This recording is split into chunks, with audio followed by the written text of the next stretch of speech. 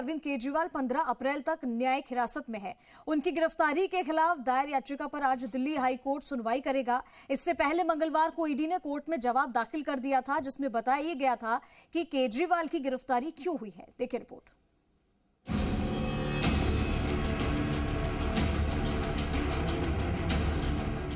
दिल्ली शराब नीति घोटाला आम आदमी पार्टी के लिए जी का जंजाल बनता जा रहा है। पार्टी के टॉप लीडरशिप सलाखों के पीछे है।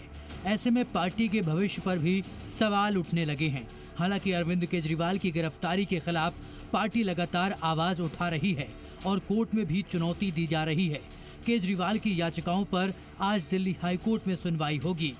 पिछली सुनवाई में हाईकोर्ट ने ईडी को 2 अप्रैल तक जवाब दाखिल करने को कहा था, जो उसने मंगलवार को दाखिल कर दिया, जिसमें कहा गया कि अरविंद केजरीवाल आबकारी घोटाले की साजिश के किंगपिन और मुख्य साजिशकर्ता हैं।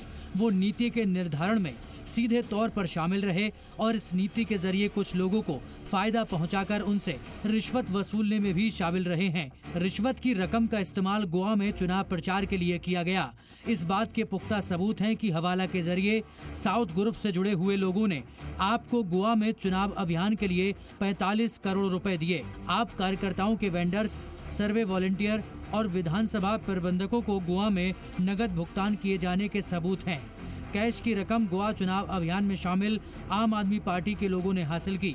इसके अलावा प्रोसीड्स ऑफ क्राइम के लेन देन और इस्तेमाल में उनकी भूमिका को दिखाने के लिए पर्याप्त सबूत हैं।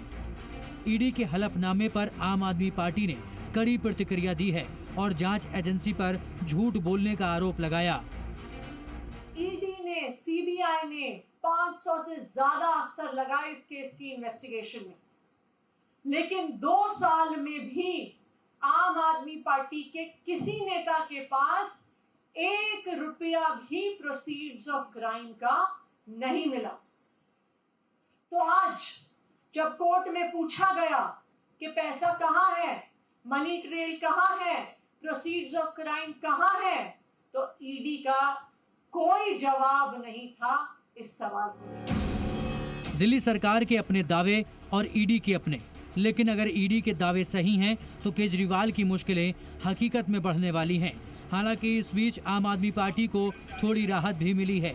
आप सांसद संजय सिंह को करीब 6 महीने बाद जमानत मिल गई है। सुप्रीम कोर्ट की 3 जजों की बेंच ने उन्हें जमानत दी। हालांकि सर्वोच्च अदालत ने कहा कि जमानत की शर्तें ट्रायल कोर्ट तय करेगी।